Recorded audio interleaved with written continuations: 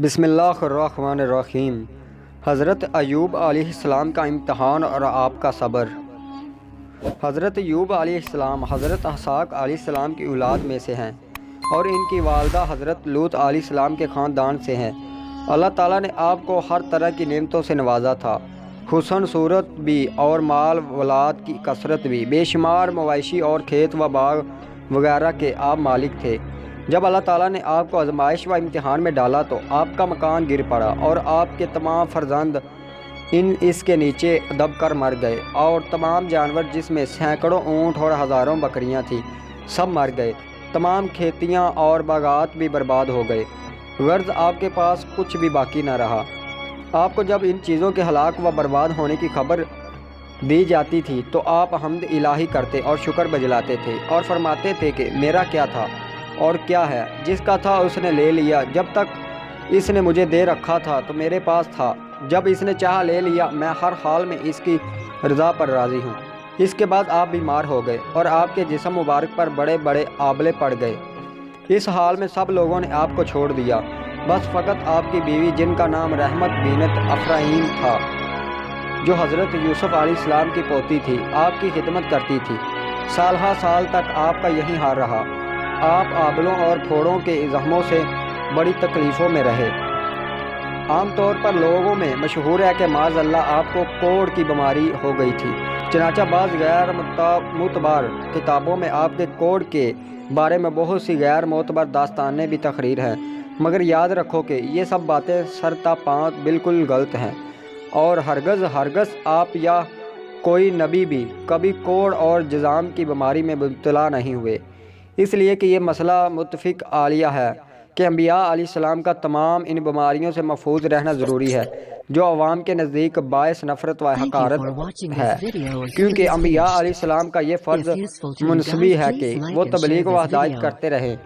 تو ظاہر ہے کہ جب عوام ان کی بیماریوں سے نفرت کرے گے تو ان سے دور بھاگیں گے، تو بھلا تبلیغ کا فرض کیوں نہ کر ادا ہو سکے گا۔ الغرض حضرت ایوب علیہ السلام ہرگز کبھی کوڑ اور جذام کی بیماری میں مبتلا نہیں ہوئے، بلکہ آپ کے بدن پر کچھ آبلے پھوڑے پھنسیاں نکل آئی تھی، جس سے آپ برسوں تکلیف اور مشقت جھیلتے رہے اور برابر صابر و شاکر رہے۔ حضرت ایوب علیہ السلام کی دعا۔ پھر آپ نے باحکم الہی اپنے رب سے یوں دعا مانگی: بے شک مجھے تکلیف پہنچی ہے اور تو سب رحم کرنے والوں سے بڑھ کر رحم کرنے والا ہے۔ جب آپ کی خدا کی آزمائش میں پورے اترے اور امتحان میں کامیاب ہو گئے اور آپ کی دعا قبول ہوئی، اور ارحم الراحمین نے حکم فرمایا کہ اے ایوب، پاؤں زمین پر مارو۔ آپ نے زمین پر پاؤں مارا تو فوراً ایک چشمہ پھوٹ پڑا۔ حکم الہی ہوا کہ اس پانی سے غسل کرو، چنانچہ آپ نے غسل کیا تو آپ کے بدن کی تمام بیماریاں دور ہو گئی۔ پھر آپ 40 قدم دور چلے تو دوبارہ زمین پر قدم مارنے کا حکم ہوا، اور آپ نے قدم مارتے ہی پھر ایک دوسرا چشمہ نمودار ہو گیا، جس کا پانی بے حد ٹھنڈا، بہت شیریں اور نہایت لذیذ تھا۔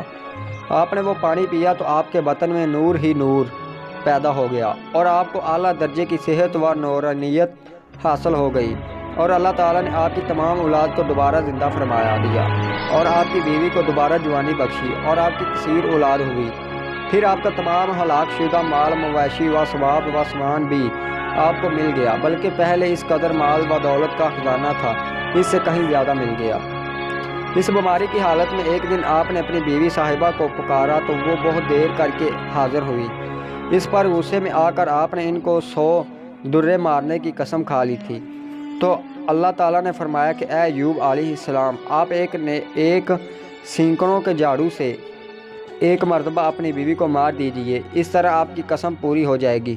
چنانچہ اللہ تعالیٰ نے قرآن مجید میں اس واقعے کو اس طرح بیان فرمایا ہے: ہم نے فرمایا زمین پر اپنا پاؤں ماریے، ٹھنڈا چشمہ نہانے اور پینے کو، اور ہم نے اسے اس کے گھر والے اور ان کے برابر اور عطا فرما دیے، اپنی رحمت کرنے اور عقل مندوں کی نصیحت کو، اور فرمایا کہ اپنے ہاتھ میں ایک جھاڑو لے کر اس سے مار دے اور قسم نہ توڑ، بے شک ہم نے اسے صابر پایا، کیا اچھا بندہ، بے شک وہ بہت رجوع لانے والا ہے۔